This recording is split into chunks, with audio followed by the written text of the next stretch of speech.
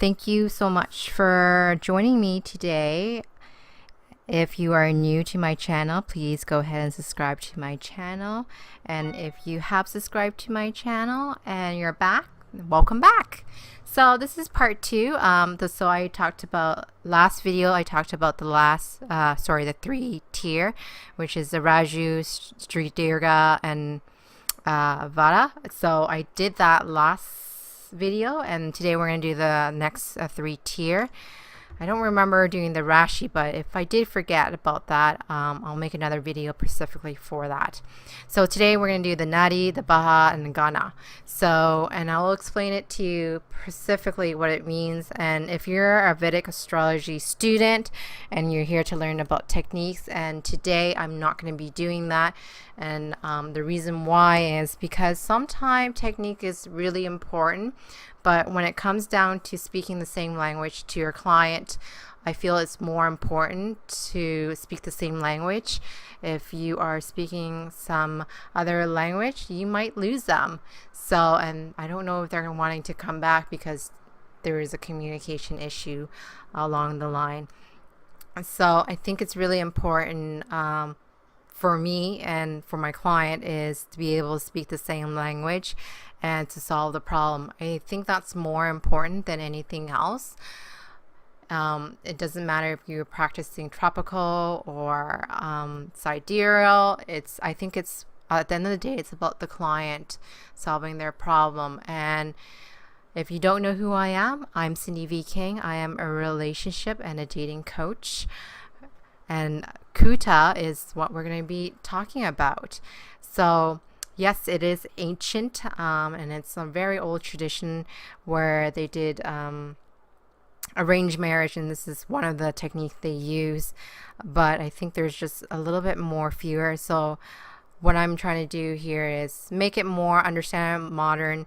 And the reason why I wanted to learn kuta, and I was so curious about it, because in North America, a lot of people want to really focus more on, if sex is really the most important thing, or communication, especially Indian culture, is much more than that. And there's some stuff I totally agree, and there's some stuff like, we can live without that theory or that philosophy. So that's what I'm here to do, is what really makes a relationship works, what makes a relationship breaks, and could they pass the honeymoon phase. And I feel like the topic that I talked about, the 3 tier, the first 3 tier that I talked on the last video, those might not even make it to the honeymoon or even the second date. And I like to speak about the light and the dark as well. So you gotta have to speak about the dark if you can't speak about the light, So, and that's what I do for my client, and then giving you a snippet what I have learned and what I've seen and what I have researched and what works and what doesn't work.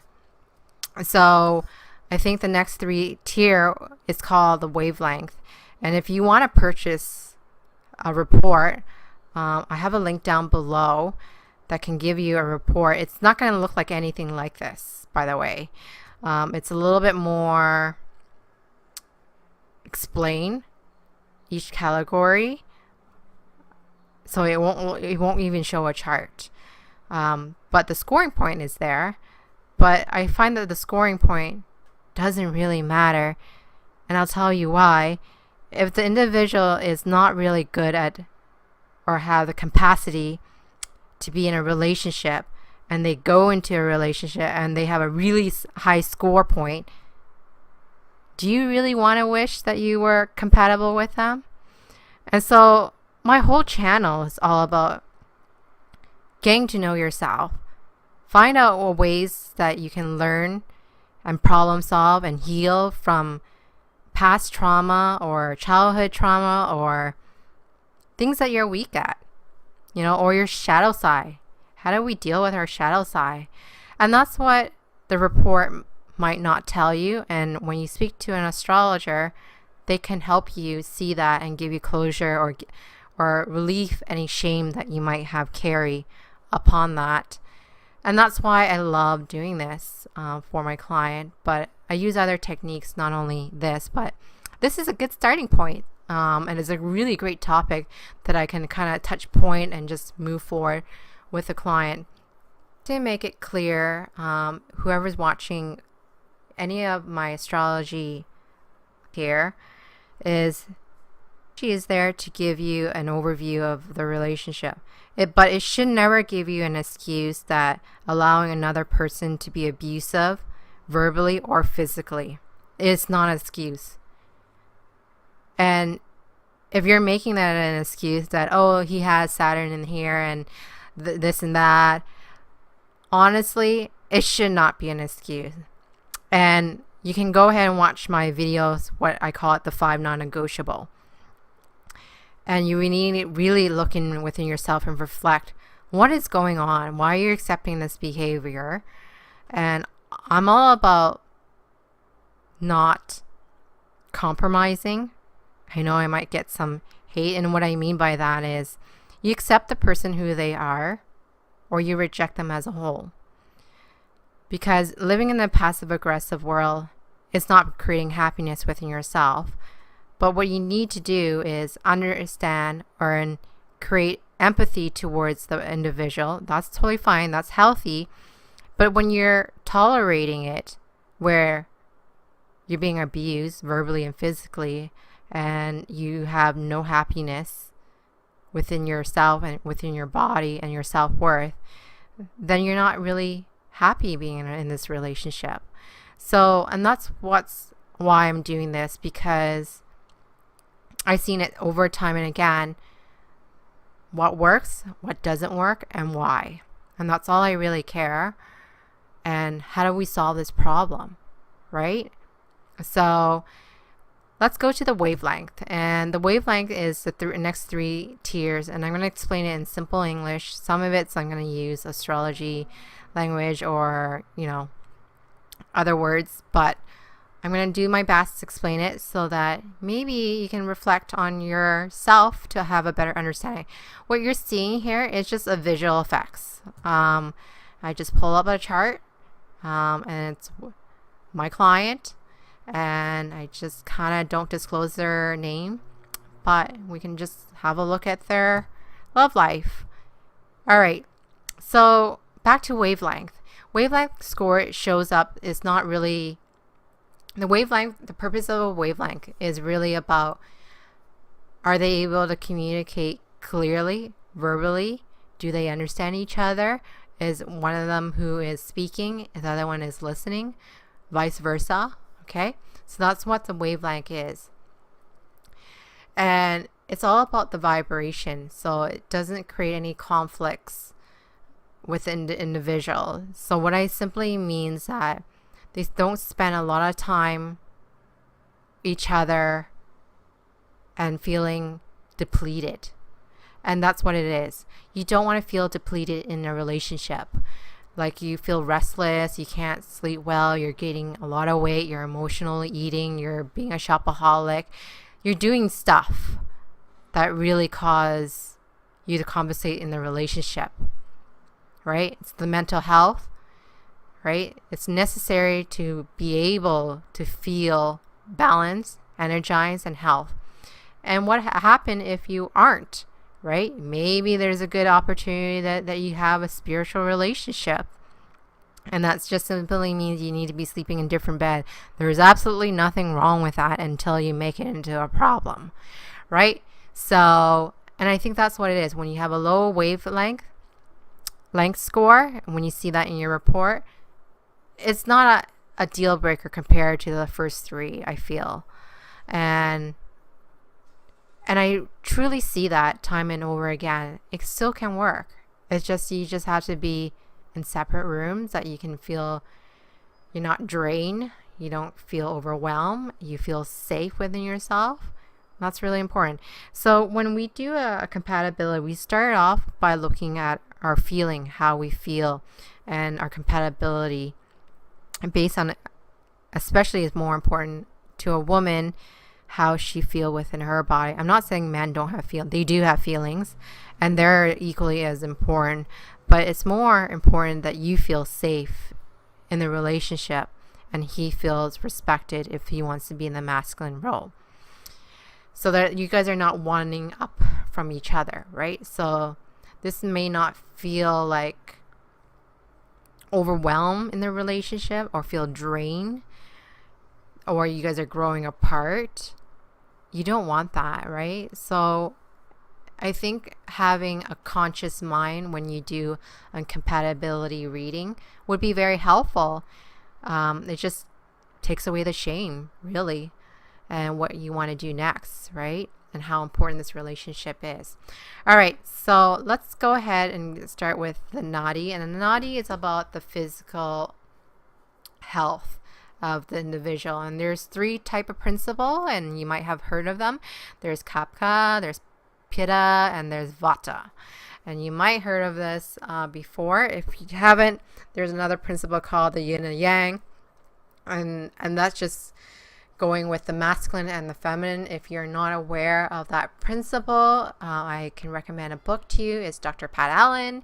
It's Getting to I Do, and that just simply breaks down what's the difference from a masculine energy and the feminine energy, right? And they say that the men's brains a little bit are drawers, okay? So you got to open one drawer at a time. I don't know if you have an office cabin that you have to open one drawer at a time, otherwise you can't open all 3 of them. And that's what a man's brain is initially is like. And it can be very frustrating for a woman if she's having an emotional crisis and she's just having a verbal diarrhea, and that's just simply throwing everything at the guy and he has no idea where to start or what to solve, right? So, and that's just what it really is are you able to understand each other in a way, the feminine and the masculine? And we look at the moon, and the moon represent our feeling. In this case, what we're seeing here, the moon is in Maga, in Leo for a man here. And the woman is a Libra, and her moon is there and it's in Chitra, and that's in the masculine sign. So there is always a masculine and feminine sign.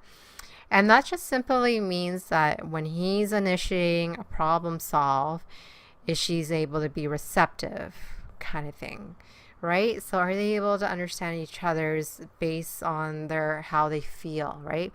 If in this case there's 2 masculine signs here, Leo and Libra are masculine, and you know, one of them is going to take the leadership and they're going to be butting heads at the same time. But here's the thing, what the kuta doesn't tell you: you do have a choice.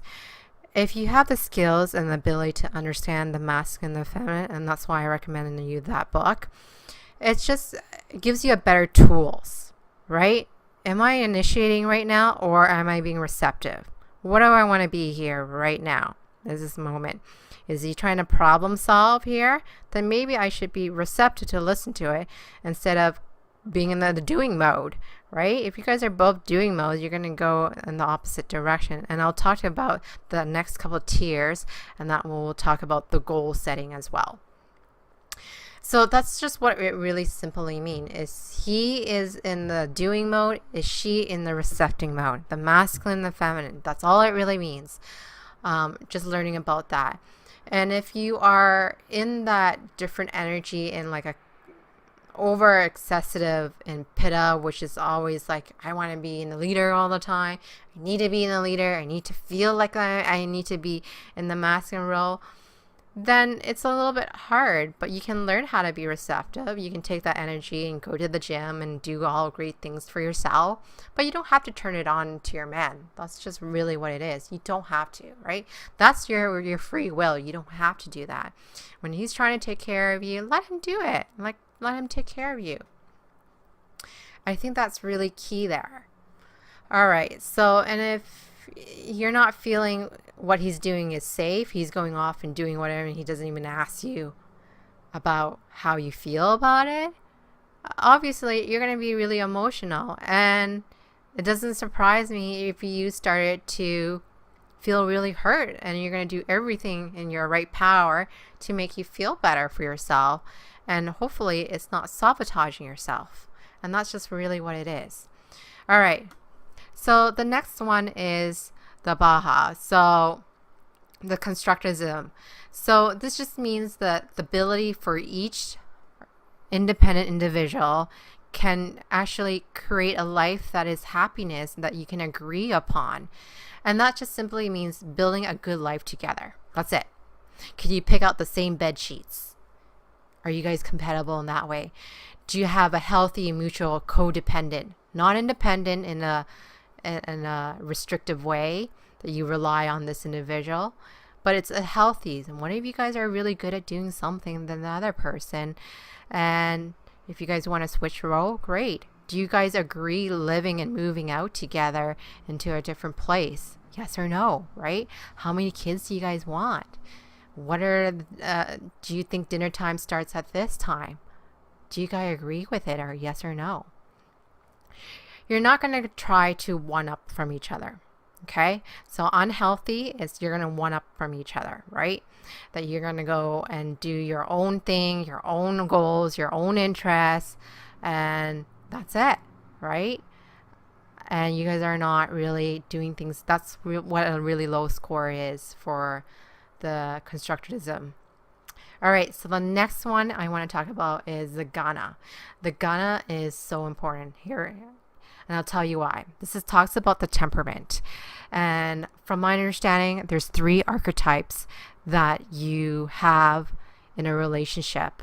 And are you able to accept the individual, how they think, how they believe, how they feel? Right? I think that's really a big factor. And if you're watching this video, I have a really surprise thing to tell you about the 3 archetype. So here's the 3 secrets about the 3 archetype. There's one of the archetype is, I call it the conservative. And the conservative is the very traditional, someone who really strongly believes the pure and the finest in life, right? And that could be marrying in a white wedding dress, in a church, really traditional, right? It's really important. Or having a tea ceremony is really important. In a marriage, in a getting married, something like that. Okay, it's really important to see that in a partner, and if you accept that, right, and you don't shame them, you don't blame them.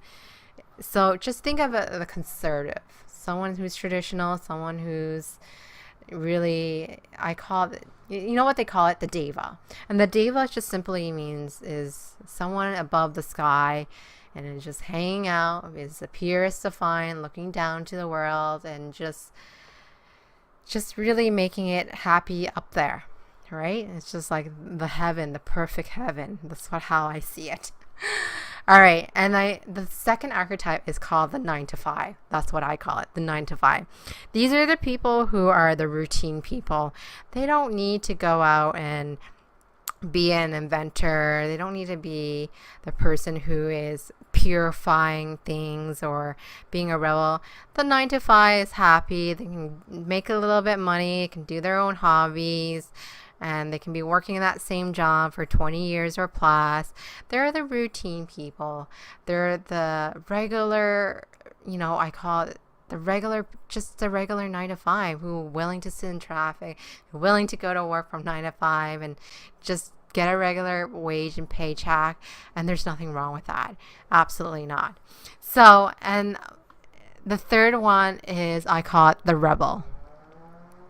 And if you're watching this video and you're into astrology, the rebel is the real thing. And it doesn't mean you're a bad person. It doesn't mean you're a criminal. It doesn't mean any of that. The rebel is just meaning that you're willing to break out the tradition. That's it. You're willing to break out the conservative. You're willing to break out the taboo. You're willing to do the taboo thing. For example, you're okay marrying someone in a different culture, right? In the 21st century and now, in today's life, yeah, there's a lot of rebels coming along, and they're breaking up the tradition, the routines, right? Entrepreneurs, right? Who wants to do the 9 to 5? Who wants to be the pure finest thing in life? Why don't we be something different? That's it. So if you date someone in a different culture, that will be considered to be a rebel, right? Or if you are raised in a family who's Christian and want to honestly go and practice Buddhism, right? That's a rebel. It doesn't mean it makes you a bad person. It just makes you breaking out traditional rules or routine rules or social society. It doesn't make you a bad person. All right. So that being said, those are the temperament. And it's all about, could you relate or accept each other's point or waypoints? Or do you guys accept each other how you feel and think about X and Y and Z? That's it. That's all it really is. Picket fence. Or do you judge your partner for believing the 9 to 5 and you're an entrepreneur, wanting to break through and want to make a difference in this world? That's the difference, right? So I love all three. They're all great for all different things in our social society. It's just where your partner lands, right? And you find that in a different chart for sure. That will tell you in the D9, which you call the Nalamcha chart. And that's where you can read that. All right, so this video is long enough. I'm excited. It was a lot of fun talking about the 3 tiers. But I'm just really curious, if you had a relationship compatibility done with an astrologer, I want to hear about your experience. Were they able to help you and understand a little bit more about your relationship and problem solve or create more empathy, or how you communicate with your partner and understand your partner a little bit better? Were you able to do that? You know, I want to hear your success and even your fail story where, you know, you didn't find it beneficial. I'm happy to listen to all of it. If you guys leave me a comment what you guys want to hear about the kuta or learn more about the relationship compatibility, I'm happy to do so. That's why I made this channel. And that being said, if you're really interested in learning more about your compatibility, that you're in a relationship or you're dating right now, there's a great report and it's quite affordable. I make a small percentage of it, and it's from my teacher. ERNST actually developed it. So, and you can just click on it. There's a link down below. You can purchase a report and have a little bit of a better understanding. Maybe that's a good, or I should say invest. If you don't have the money to invest, an astrologer to do this, just start somewhere. Just get yourself curious. Maybe you want to learn more about your capacity being in a relationship and understanding that. That's how, you know, I love this stuff and I breathe and eat this stuff all day long. And I love helping my clients just to problem solve what's going on in their relationship and have a second point of view, or something different for them. So leave a comment down below if you're interested in purchasing the report. The link's down below. And I'm excited to be making the 3rd video. And the 3rd video is so good. You can't miss this one.